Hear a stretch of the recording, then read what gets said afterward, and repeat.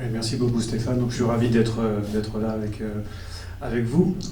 Voilà, donc technologie émergente, il y en a deux types en fait. Il y a les technologies digitales, donc on les connaît, hein, c'est blockchain. Même si je dois confesser que je ne sais pas vraiment encore complètement ce que c'est qu'une blockchain, mais ça fait partie du panorama, l'intelligence artificielle, le big data, tout un tas de technologies digitales. Et puis il y a les technologies non digitales qui sont euh, les neurotechnologies ou bien l'édition génomique ou l'édition des gènes qui posent aussi tout un tas de questions au gouvernement. Donc mon travail à l'OCDE, c'est de travailler sur comment finalement ces technologies-là, qu'elles soient digitales ou non digitales, percutent l'action des gouvernements. Donc ça c'est une première précision.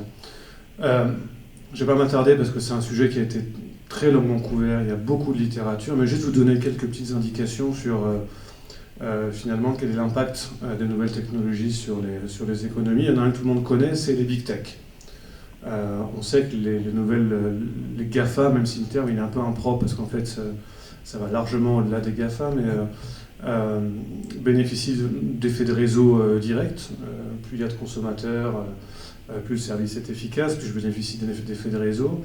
Et puis il y a des effets indirects. On sait que ce mode d'organisation il est assez connu depuis très longtemps, depuis des papiers de Jean Tirole sur l'économie des plateformes, que ce sont des modèles économiques qui conjuguent deux catégories d'acteurs. Et donc on a aussi des effets de réseau indirects où finalement plus il y a de consommateurs, d'acteurs sur un côté du marché, plus ça bénéficie aux autres et vice-versa.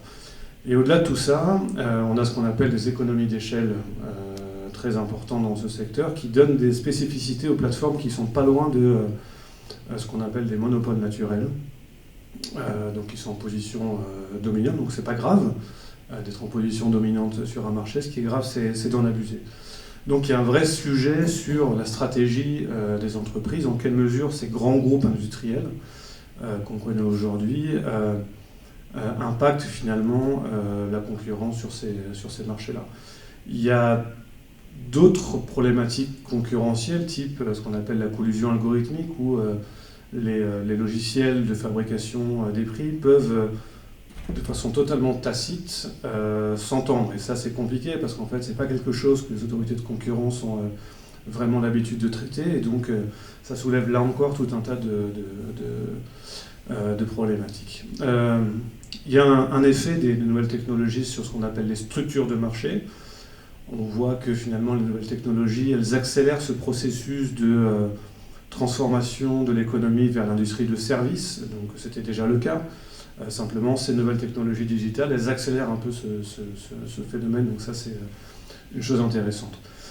Autre chose intéressante aussi dans la relation bilatérale entre un producteur et un consommateur, c'est qu'on voit assez bien que les consommateurs, via les nouvelles technologies, ont des moyens de réduire un peu l'asymétrie d'information entre le producteur et le consommateur, tout simplement parce qu'on a accès à plein de sites qui vous donnent de l'information sur la qualité relative de chacun des produits ou des services, et ça change un petit peu le rapport de force entre guillemets entre le consommateur et le producteur, et donc c'est plutôt une bonne chose, même si évidemment l'information donnée via ces sites de comparaison est perfectible, imparfaite, incomplète, mais au moins c'est une bonne chose.